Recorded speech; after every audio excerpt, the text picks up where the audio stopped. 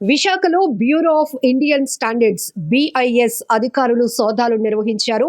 One town లోని కురుపాం మార్కెట్లో licence లేకుండా నడుస్తున్నటువంటి హాల్ మార్కింగ్ సెంటర్లపై రైడ్స్ నిర్వహిస్తే షాకింగ్ ఫ్యాక్ట్స్ బయటకొచ్చాయి.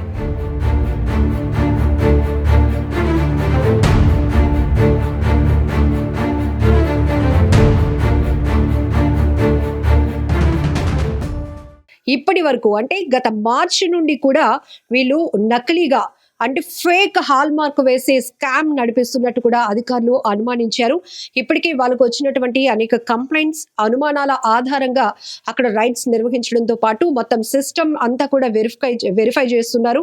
సో ఇప్పటి వరకు ఎవరెవరు ఇక్కడ ఆ గోల్డ్ పై బంగారపు అచ్చులపై ఇక్కడి నుంచి ఈ 916 హాల్ మార్క్ వేయించుకొని వెళ్ళారు, అవి ఏ కస్టమర్లు కొన్నారు, ఇదంతా కూడా ఒక దందాగా నడిచింది కాబట్టి ఎంతో మంది మోసపోయే ప్రమాదం కూడా ఉంది. ఈ నకిలీ వ్యవహారం కాస్త బంగారాన్ని కూడా ఈ భయం పట్టుకుంది. అవును, ఇక్కడ అడ్డంగా ఎవరు మోసపోతున్నారు అంటే మనమే, సాధారణ కస్టమర్లే. ఎందుకంటే అయ్యో మనం ₹1,00,000 ఇచ్చాం, బంగారం కొనుక్కున్నాం, దీని మీద 916 KDM హాల్ మార్క్ కూడా ఉంది కాబట్టి మనం సేఫ్, అంటే ఇది ఒరిజినల్ గోల్డ్ అని మనం ఫీల్ అయిపోతూ ఉంటాం.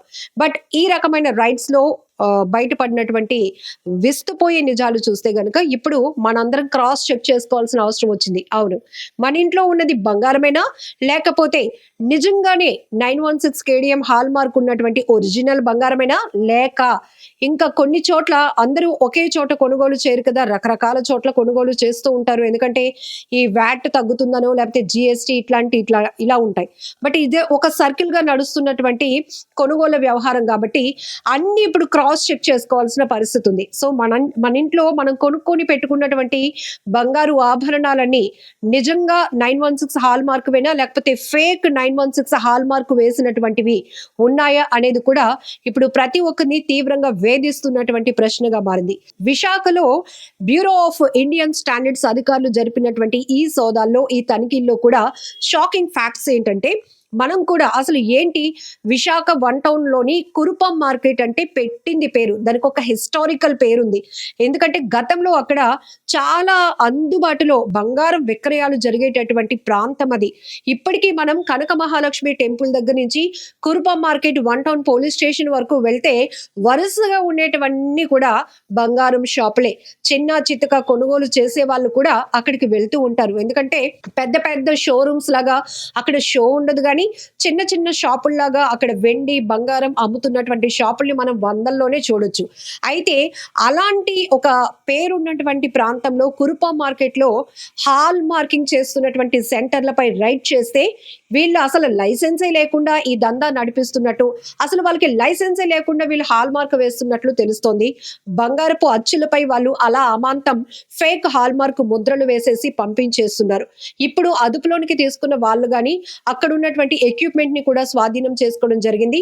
సిస్టమ్ లో రికార్డ్ అయినటువంటి ఆ స్టేటస్ చూస్తే గనుక ఇప్పటి వరకు వీళ్ళ దగ్గరికి ఈ హాల్ మార్క్ వేయించడానికి ఎవరెవరు వ్యాపారస్తులు వస్తున్నారు, పాపం ఆ వ్యాపారస్తుల నుంచి ఎవరు కస్టమర్స్ కొనుగోలు చేశారు అనే దానిపై కూడా BIS అధికారులు ఫోకస్ చేస్తున్నారు. ఎందుకంటే చిన్నది కాదు, వందల్లో కాదు, వేలల్లో కాదు, ఇలాంటి నకిలీ ఫేక్ హాల్ మార్క్ వల్ల లక్షల్లో కస్టమర్ మోసపోవడానికి అవకాశం ఉంటుంది.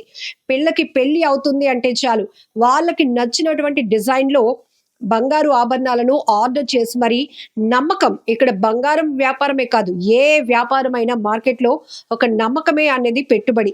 బట్ ఇలాంటి నమ్మకానికి కూడా వీళ్ళు తూట్లు పొడిచేస్తూ మోసగించాలనే కాన్సెప్ట్తో పేటరేగిపోతున్నారు. అంటే మనల్ని మనం క్రాస్ చెక్ చేసుకోవాల్సిన పరిస్థితి.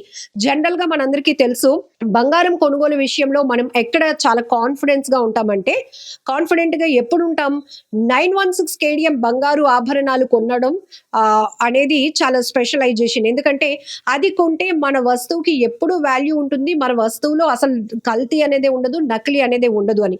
బట్ ఇప్పుడు హాల్ మార్క్ని కూడా వీళ్ళు హైజాక్ చేసేసి నకిలీ దందాగా మార్చేస్తున్నారంటే, ఒక్కసారి మన ఇంట్లో ఉన్న బంగారం అంతా కూడా ఒరిజినలేనా, లేకపోతే వాటిలో ఇలా కూడా ఏదైనా మనం మోసపోయి ఫేక్ హాల్ మార్క్ ఉన్న వస్తువులు ఉన్నాయా అనేది కూడా క్రాస్ చెక్ చేసుకోవాల్సినటువంటి పరిస్థితి వచ్చింది. ఇప్పుడు అధికారులు కూడా అదే చెప్తున్నారు, మాకు కంప్లైంట్ వస్తోంది, మేము రైడ్స్ చేస్తున్నాము, ఇలా కేటుగాళ్ళు నకిలీ వాళ్ళ వ్యవహారాన్ని బయట పెడుతున్నాం, బట్టబయలు చేస్తున్నాం, వాళ్ళని అదుపులోకి తీసుకుంటున్నాం. బట్ ప్రతి కస్టమర్కి కొన్ని రైట్స్ ఉంటాయి. ఏంటి అంటే మనం పెడుతున్నటువంటి డబ్బుకి మనం పొందుతున్న వస్తువులో క్వాలిటీ ఎంత, వీటిపైన నిఘా చేయడానికి అధికారులు ఉన్నప్పటికీ ఆ వ్యవస్థని మీరు అప్రోచ్ అవ్వడం కూడా మీకు చాలా అవసరం అంటూ కూడా అధికారులు చెప్తున్నారు.